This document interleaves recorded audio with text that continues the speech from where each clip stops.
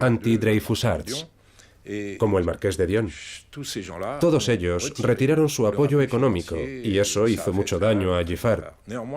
En cambio, Henri de Grange reconocía sus cualidades y pensaba que Giffard necesitaba una idea brillante, así que consultó a sus colaboradores. Un jovencísimo Géo Lefebvre, a quien tuve ocasión de conocer, tuvo la genial idea: hagamos el Tour de Francia. Maurice Garin fue el primer ganador del Tour en 1903, un desollinador barbudo que recorrió Francia a una velocidad media de 25,6 kilómetros por hora. Increíble si se tiene en cuenta que todavía no existía el cambio de marchas. El Tour de Francia marcó el final de una época, el final de la pasión por los velocípedos que tanto gustaban a las clases acomodadas. Pero también marcó el comienzo de la democracia de la bicicleta. El vencedor de la etapa posa para la posteridad, mientras que sus perseguidores, un gigante a lo Fernand Léger y un bajito tipo Robic, sonríen a la cámara. El Tour se convirtió en una especie de novela. Era la puesta en escena de una prueba que se repetía y que ofrecía capítulos muy interesantes. En el invierno de 1904, Henri de Grange pensó anular el Tour de Francia.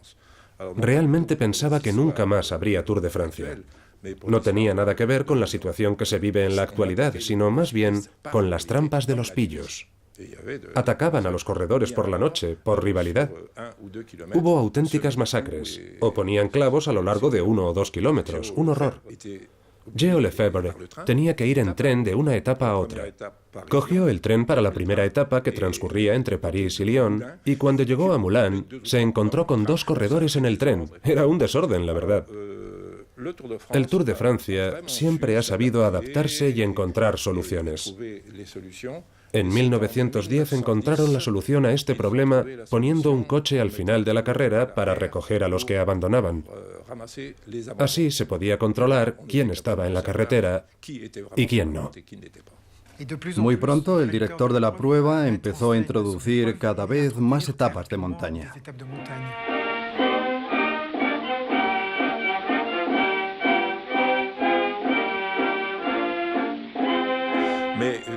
¿Quién no recuerda la hazaña de Eugène Christophe cuando se le rompió la horquilla en el Tourmalet?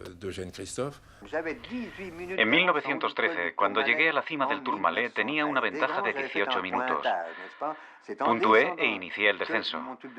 Entonces se me rompió la horquilla de la bicicleta. Conseguí que no me descalificaran, pero tuve que caminar varios kilómetros con la bicicleta al hombro hasta encontrar una forja en Saint-Marie-de-Campans. Tuve que forjarla yo mismo con chatarra. Me subí a la bici con casi 4 horas de retraso. Terminé la etapa a la luz de las farolas. Terminé el Tour de Francia. Pero fue este suceso el que me dio la fama. La leyenda es más fuerte que los resultados e incluso que el palmarés.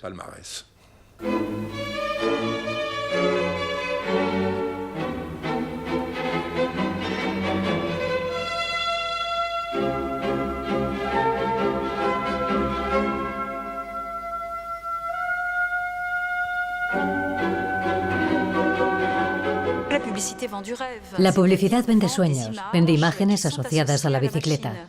En este caso, las mujeres en bicicleta suelen llevar alas, suelen llevar velos. Son unas figuras muy ligeras, casi etéreas. Es la idea del vuelo, de la evasión. Son unas diosas ligeras. Eso es lo que supuestamente nos promete el uso de la bicicleta. Si nos fijamos en la publicidad de Gladiator, que es una marca de bicicletas, podemos ver una chica muy guapa, que no va muy adecuada para montar en bicicleta, porque está desnuda y no va montada de la forma convencional. Pero aparentemente eso es lo que gusta a los hombres, porque es hermosa y les incita a montar en bicicleta. Para atraer a los hombres utilizan también chicas que parecen bailarinas de music hall, con sus boas y sus movimientos que recuerdan a las acróbatas circenses. El objetivo son los hombres. Se hace muy poca publicidad con campeonas.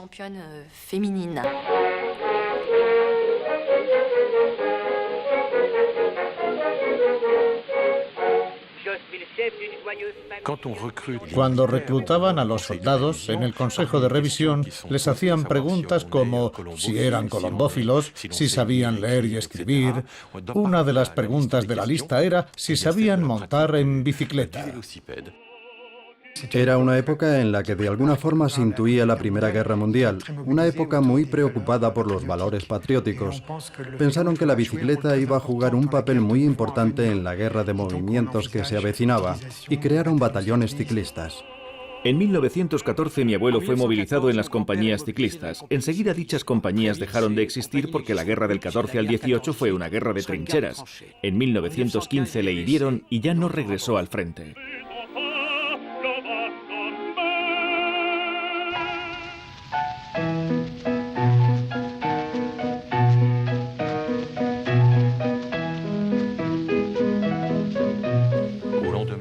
Nada más terminar la Primera Guerra Mundial, el uso de la bicicleta empezó a extenderse sobre todo entre la población masculina sin diferencia de clases.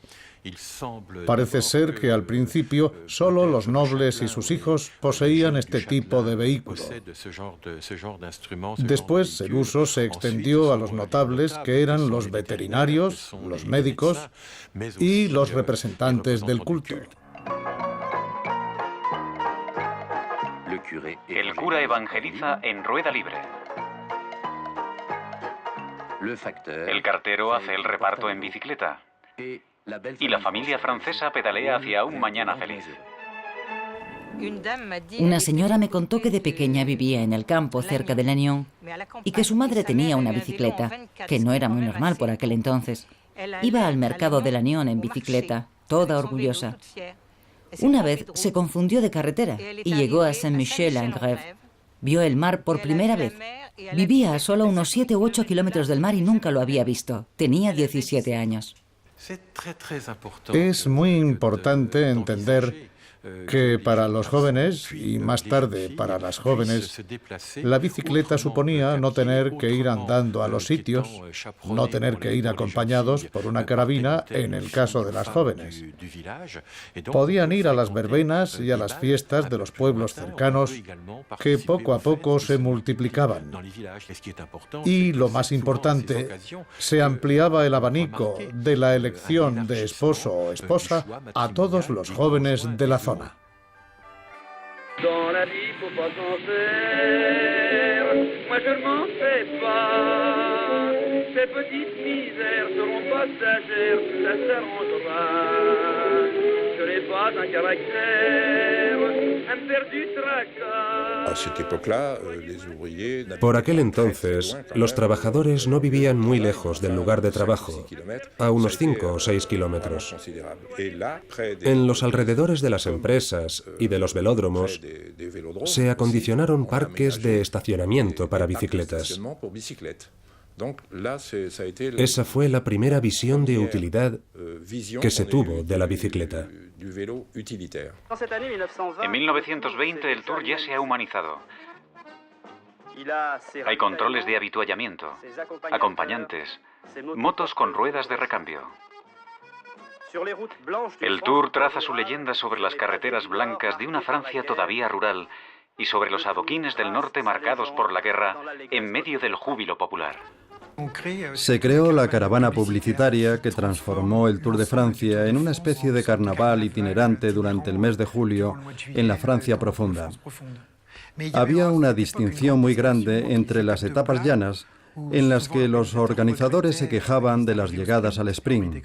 A Henri de Grange no le gustaban los corredores de los años 20 porque se ridiculizaban subiendo los puertos sin fuerzas, dislocándose las caderas como si fueran bailarinas. Era el término más denigrante que había encontrado, ya que se movía en un universo bastante machista. De 1930 a 1939 el ciclismo francés estaba casi en pleno apogeo. En la primavera de ese mismo año, una crisis económica sin precedentes sacudió Francia. 500.000 parados sin subsidio reclamaban trabajo y pan. El Frente Popular venció en las elecciones del 3 de junio. Un bosque de puños alzados como gesto de victoria respondía al saludo del fascismo de Alemania e Italia. Hay muchos desfiles de huelguistas en los que se les ve en bicicleta. Desfilan en bicicleta, en filas cuidadosamente organizadas, levantando el puño y sujetando el manillar con la otra mano. Más tarde, cuando se terminaron las huelgas y se consiguieron vacaciones pagadas, la bicicleta se convirtió en un medio para ir al campo o a la playa.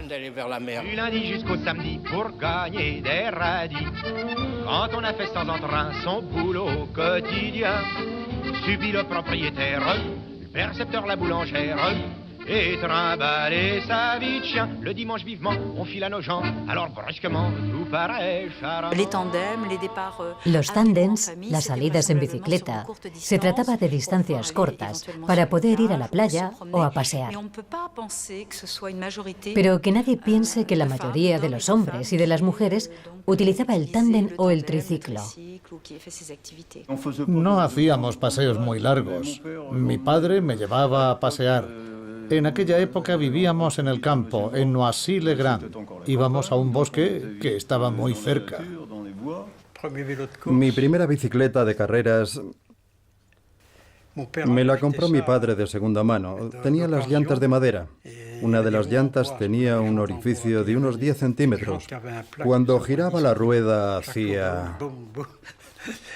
Yo estaba muy contento y quería participar en una carrera. Había una carrera local, pero cogí las paperas. Lloré mucho porque no podía ir a la fiesta ni llevar mi bici, pero sobre todo lloré porque no podía participar en la carrera.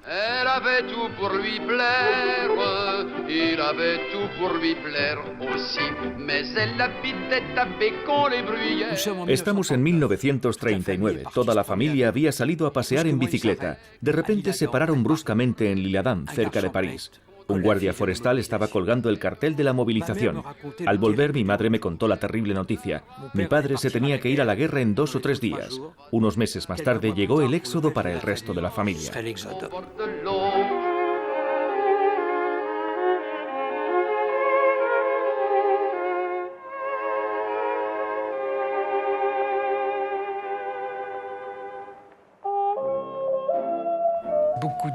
Muchos jóvenes huyeron en sus bicicletas, a menudo en grupo. Como Cabana, hay unas páginas muy hermosas de Cabana en l'Hérital que narran esta huida. Había que huir ante la llegada de los alemanes. Durante la guerra, la bicicleta se convirtió en un símbolo de libertad porque casi era el único medio de transporte.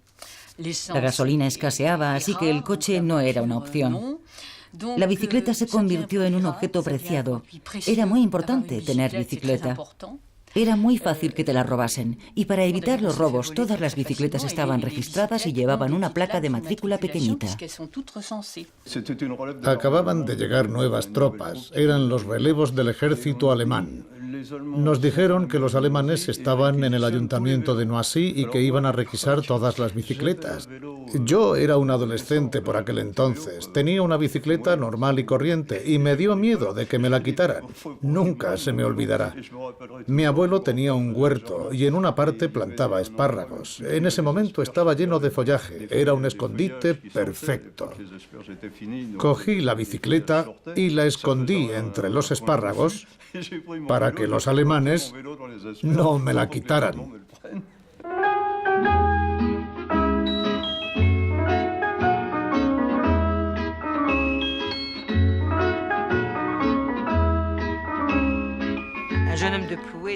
En la guerra no había coches. Un joven de Plouay muy enamorado tenía una bicicleta y le había puesto detrás un carrito muy bien instalado con silla y todo. Escribió en él Jackie Taxi. Se llamaba Jacques y llevaba a su novia a todas partes en bicicleta. Era la atracción del pueblo. El bicitaxi podía ser un tándem o una bicicleta individual con una especie de remolque con 2 ruedas. Solía llevar una capota para protegerse de las inclemencias del tiempo. Tenía capacidad para transportar a un pasajero o incluso a 2. Los conductores tenían que pedalear duro para poder con tanto peso, pero así es como se circulaba durante la ocupación. Pasó algo inaudito, y es que tanto en 1940 como en 1944 el deporte del ciclismo no se detuvo. Los alemanes estaban en Saint-Quentin después de la gran ofensiva de mayo de 1940 y en el Parque de los Príncipes seguían las carreras ciclistas. En 1944, las tropas aliadas estaban en Alençon y en París seguían celebrándose carreras ciclistas. Es increíble. Nada pudo con el deporte del ciclismo. Y si nada pudo con el ciclismo, es porque la bicicleta era la reina. Todos los festivos abría sus puertas el velódromo de invierno, el 11 de noviembre, el día de Año Nuevo, y los sábados y domingos estaba casi lleno.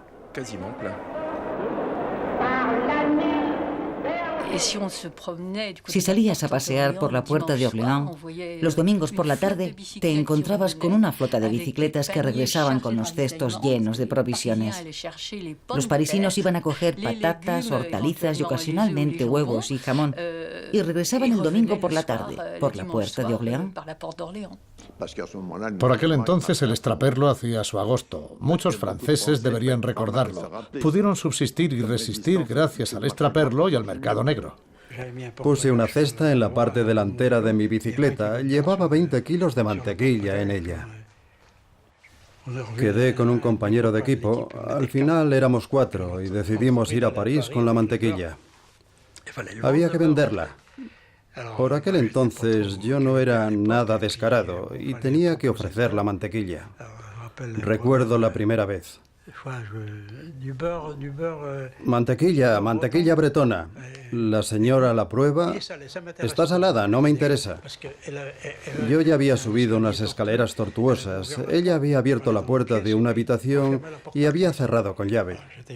Yo estaba enfrente de la puerta y pensaba, al primero que venga y me toque las narices le pego un cabezazo en la tripa.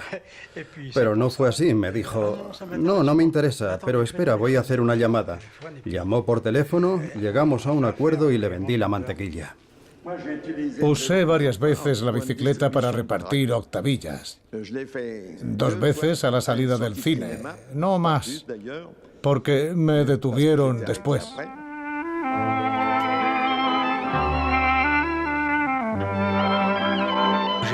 Yo era un enlace. Había que ser muy prudente. Teníamos una consigna, no llevar armas encima. En 1944 era casi imposible.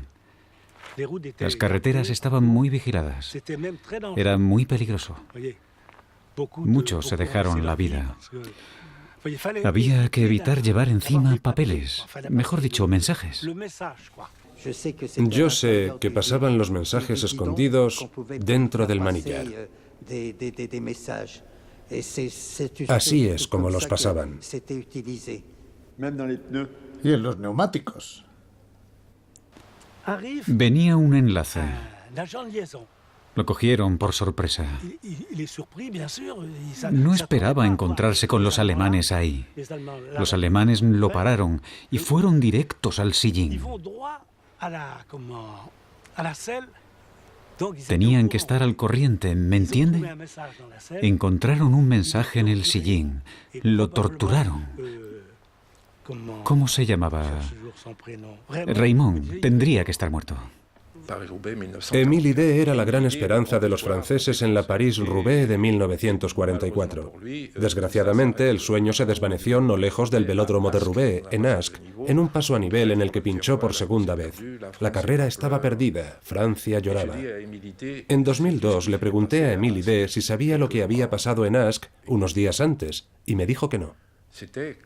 Después de tantos años, todavía no sabía que 5 días antes los alemanes habían fusilado en Ascq a todos los hombres del municipio, 88 en total.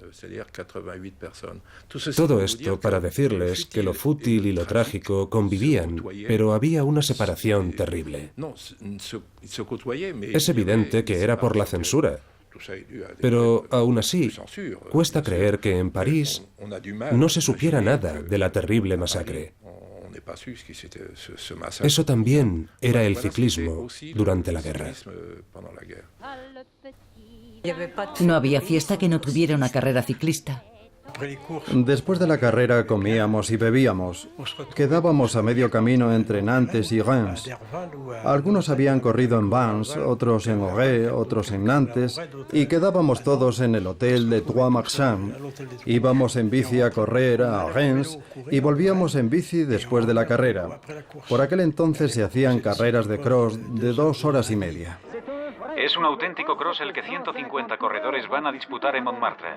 9 kilómetros de cuestas, 8 kilómetros de bajadas, 1048 peldaños y hasta 400 metros de sotobosque. Bajábamos a 40 por hora porque los peldaños eran espaciosos, de unos 50 centímetros de ancho y no eran altos. Bajábamos a toda velocidad.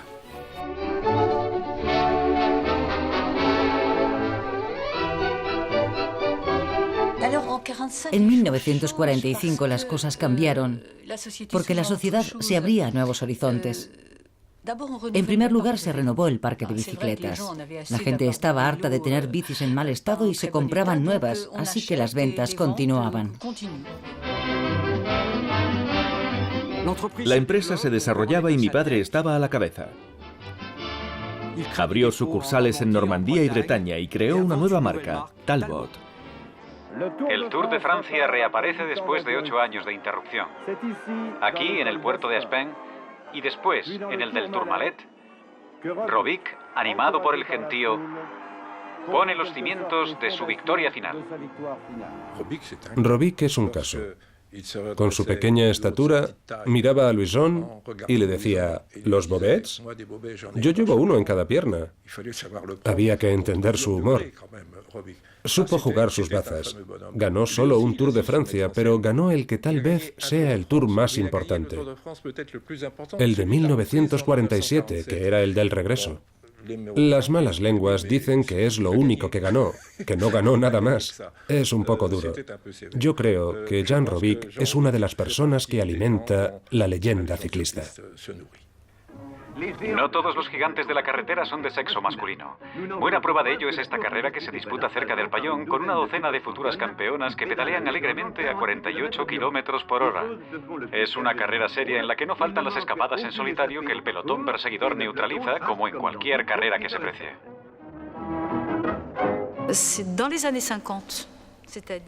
En los años 50, es decir, en la posguerra, se ponen en marcha las primeras grandes competiciones nacionales e internacionales destinadas solo a mujeres. A principios de los años 50 se crean varias competiciones como el Campeonato de Francia en carretera, en pista, de persecución, etc. 1951 fue una fecha importante. La ganadora, aunque no vista el maillot amarillo, puede presumir de haber recorrido 48 kilómetros en 1 hora y 19 minutos, que no está nada mal.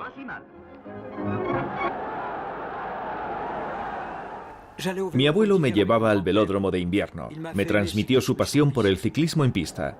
A todos los aficionados les gustaba. Iba a ver los 6 días. Los 6 días era una prueba especial para mí porque cenábamos en el césped.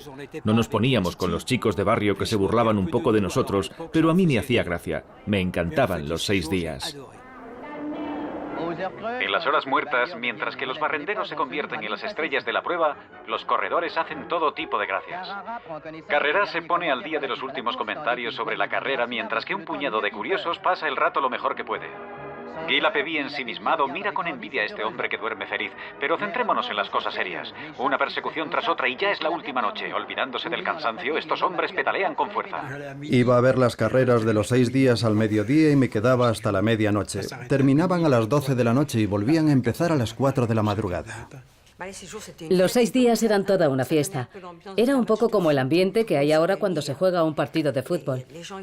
La gente se pasaba todo el día en las carreras y los que querían se quedaban toda la noche.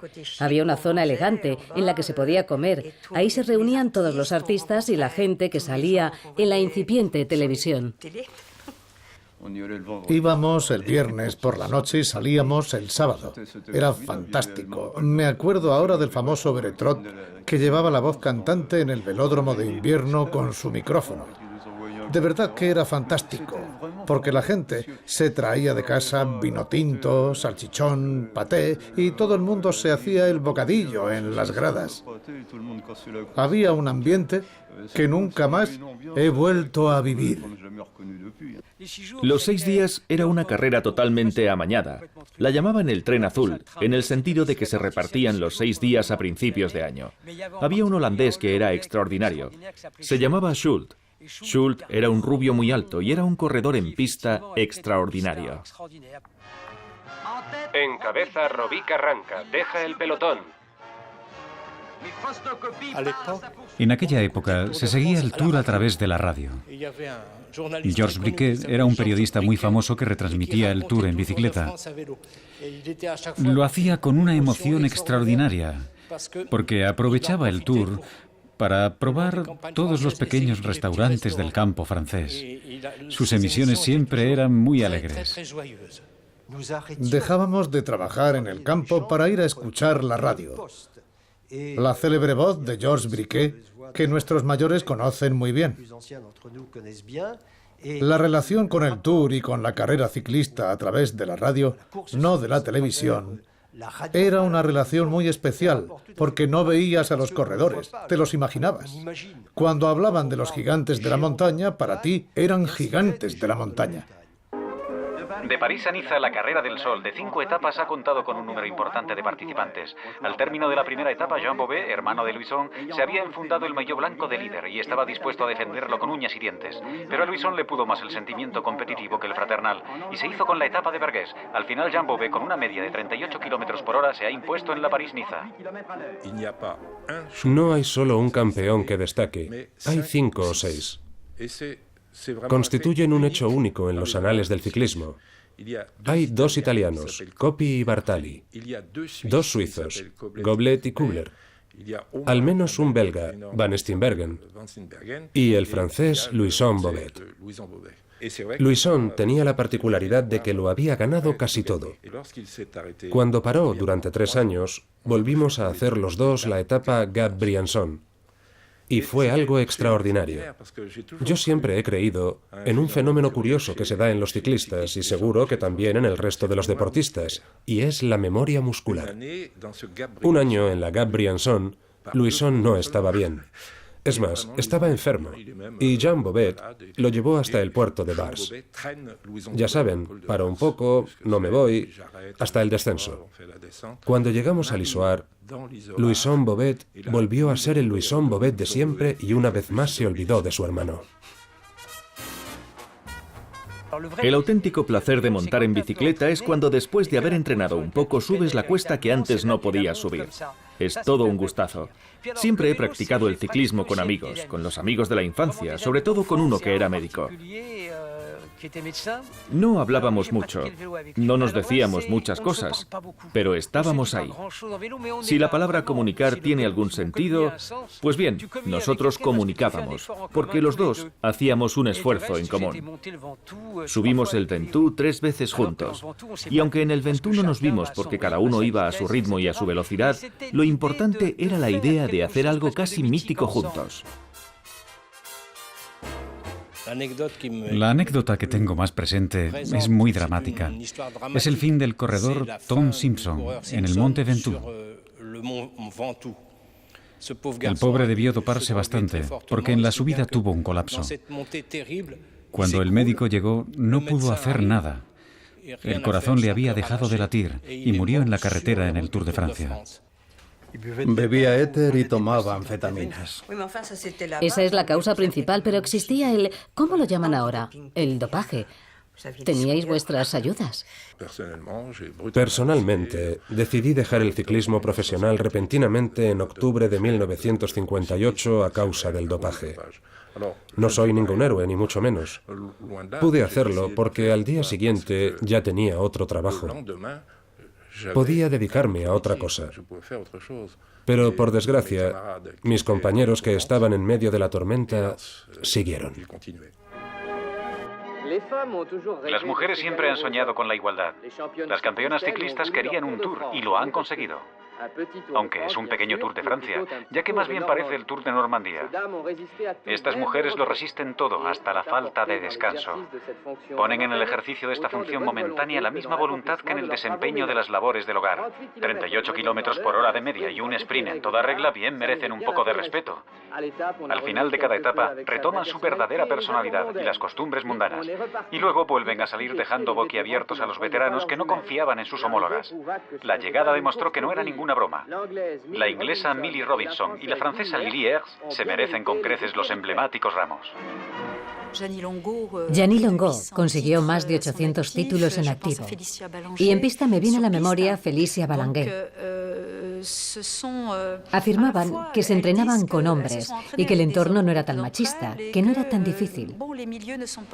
Así lo decía Félicia Balanger concretamente. Gianni Longo recibió muchas más críticas, tanto por parte de la prensa como del entorno. El mismo entorno ciclista consideraba que no entraba en los cánones de belleza femenina. No hay un sector más misógino que el ciclista. Y hablo de los corredores. Era espantoso. Muchas veces me hacía sentir incómodo. Todavía hoy resulta muy fácil burlarse de la señora Gianni Longo. Insisto, señora Gianni Longo. Porque cuando estableció el récord del mundo de la hora femenino, muchos corredores ciclistas franceses se burlaron de ella cuando ni siquiera eran capaces de igualar su logro. Todavía hoy se espera que las mujeres sonrían, que sean guapas, finas, en resumen, que tengan el físico de una bailarina, de una gimnasta, de una patinadora, como las que aparecen muy a menudo en la televisión. A la cabeza de la producción mundial, la industria francesa de la bicicleta y la motocicleta supera este año el 1.000.000 de unidades producidas. Además, la mecanización intensiva se aplica en la creación de motores que permiten transformar cualquier bicicleta en ciclomotor y, sobre todo, aplicar métodos ultramodernos de suspensión pendular y de embrague automático. En 1955, Louison Bobet ganó su tercer Tour con una bicicleta Louison Bobet fabricada en los talleres Mercier. Nada más terminar el Tour, apareció la publicidad del ciclomotor Louison Bobet. De 1955 a 1960 fueron unos años negros para la bicicleta. Fue justo cuando yo entré en la empresa. Había mucha competencia, empresas que quebraban y otras que se fusionaban, y se vivió un momento muy difícil. Yo no quería seguir. Mi padre me lo pidió y le dije que no. No le veía futuro. Unos años más tarde llegó el fin de la empresa, el final de la aventura. Ya no había empresa familiar. Il s'élance dans la descente, maintient le cap avec adresse, il dévale la pente, Tanguy se redresse et prend de la vitesse. Les jambes à l'horizontale, le guidon tremble, il vibre, il sautille sur la selle mais garde l'équilibre. Il veut faire coucou de la main et se vautre un peu plus loin. Ahora ya solo vendo bicicletas y accesorios, pero en tiempos de mis padres también vendían ciclomotores. Nosotros reparamos bicicletas. Nos traen sus bicicletas algunos estudiantes que no tienen mucho dinero. Y también aficionados con recursos que compran buen material. Si hablamos de precios, lo que tengo en la tienda puede llegar hasta los 6.000 euros, pero he vendido bicicletas de catálogo de más de 10.000 euros. Ahora los clientes son grandes conocedores, porque tienen todos los medios a su alcance para aprender, como Internet y un montón de revistas especializadas. Si quieres vender bicicletas, tienes que ser muy humilde. Siempre hay algo que aprender. Recuerdo que el año pasado un inglés en la Costa Azul se paró delante de mí y me dijo: Señor, bonita bicicleta. Era como si me la quisiera comprar. Estaba entusiasmado con mi bicicleta. La tengo abajo, todavía la uso, pero no es para nada el último grito en bicicletas. Yo creo en el desarrollo de la bicicleta, al menos para el ciclismo en ciudad. Es un gran problema sobre el que mantengo mis reservas, porque para poder practicar el ciclismo en ciudad, primero habría que rediseñar las ciudades para que fueran capaces de albergar a los ciclistas. Ahora es muy peligroso para ellos. Desde luego es innegable que la bicicleta tiene algo que la hace hermosa, aunque, por desgracia, la industria francesa no pueda sacarle provecho. Estaba harta de saber a qué hora salía, pero nunca a qué hora iba a llegar. Daba igual el medio de transporte que utilizara, metro, autobús. Estaba harta de sufrir, de sentirme prisionera como muchos otros clientes. Deberíamos hablar de clientes, no de usuarios, en el caso de los transportes públicos de pago, por cierto, caros. Así que me compré una bicicleta y he recuperado la libertad. He superado el miedo y no me arrepiento de haberlo hecho. A veces es como una auténtica competición. Recuerdo que no hace mucho me encontré con una chica en bici. No llegamos a decirnos nada, pero cogimos la calle Lafayette a toda velocidad. Yo pensaba, esta chica no me va a ganar, no puede ser.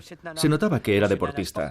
Cuando el semáforo se ponía verde, arrancábamos a toda pastilla para volvernos a parar a los 100 metros en el siguiente semáforo rojo. Fue una gozada, un placer extraño. No cruzamos ni una palabra, ni siquiera nos dijimos buenos días ni adiós, pero compartimos un tiempo. Es cierto que la bicicleta te hace libre. La gente se vuelve loca en una bicicleta. Yo monto poco, pero lo veo. La gente va por dirección prohibida, salta los semáforos en rojo. Cuando se sube a una bici, que es un objeto transgresor, la gente hace cosas que no se atrevería a hacer en su vida cotidiana.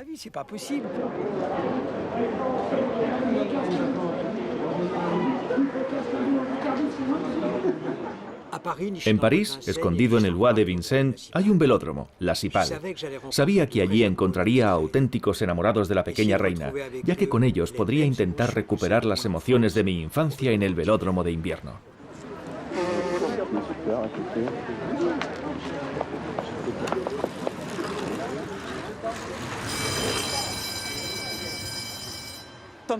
A todos nos apasiona el ciclismo y hay un ambiente muy familiar y deportivo. Es genial. Somos el único club de Francia que organiza competiciones en pista para veteranos. Desde los 35 hasta, bueno, ya lo han visto, 80, incluso más. Allí tienen uno, y también aceptamos a las damas. El verano pasado crucé los Estados Unidos en tándem con mis dos hijos. 6.000 kilómetros en 52 días. Un mes más tarde batí el récord de la hora. En algunas categorías las mujeres nos dan más alegrías, porque los hombres tienden a dormirse.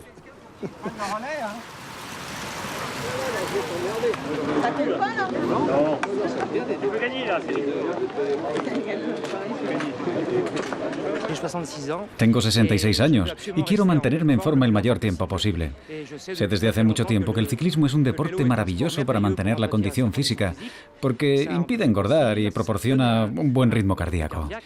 Y como este año voy a cumplir 30 años en el escenario, no quiero que el público piense, Dios mío, en el estado en el que está no va a aguantar ni 10 minutos.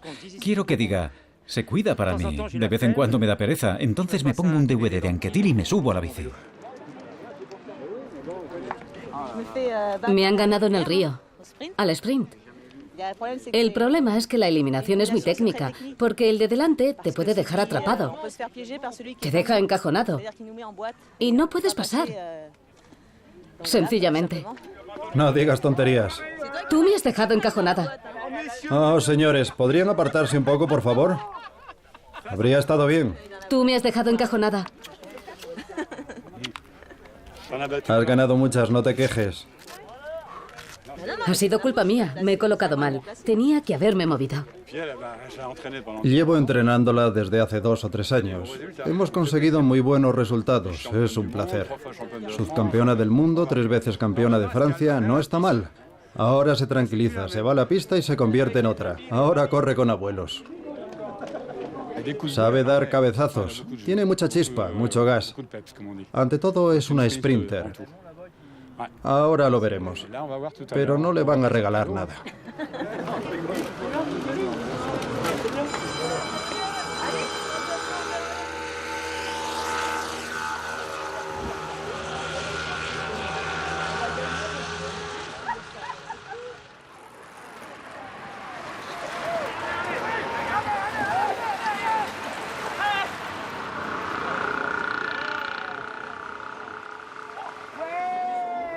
Pues ya está, casi al final, pero he ganado. El ramo característico. Es fantástico ganar una carrera en la Cipal un sábado y llevarte el ramo a casa. Gané 2 o 3 pruebas el año pasado, o hace 2, y fue genial. Bebes agua de Vichy y todo esto lo haces por gusto. Un día como hoy es sol, los amigos, la bici, el deporte. Es un día muy divertido en el que puedes reír y hablar con los demás.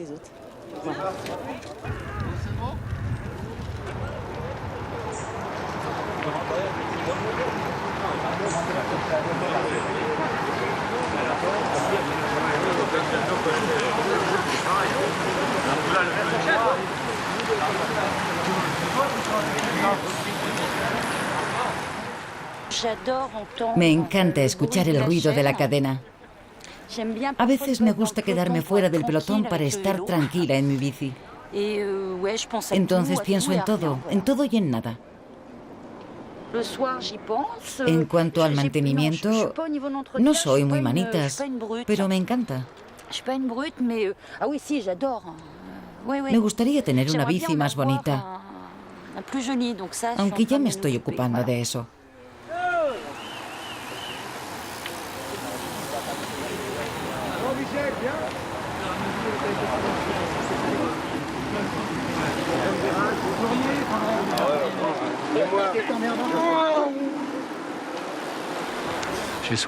Tengo 72 años. Volví a coger la bici a los 50 en categorías veteranas. Desde entonces no me he bajado.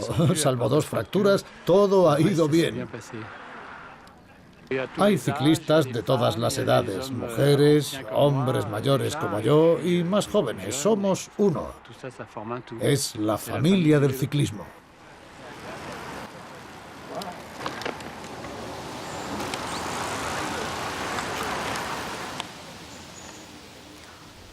La historia de la familia y de la bicicleta no termina aquí. Mis nietos ya montan en bicicleta y algún día espero volver a subir el Ventoux con mi nieto Leo.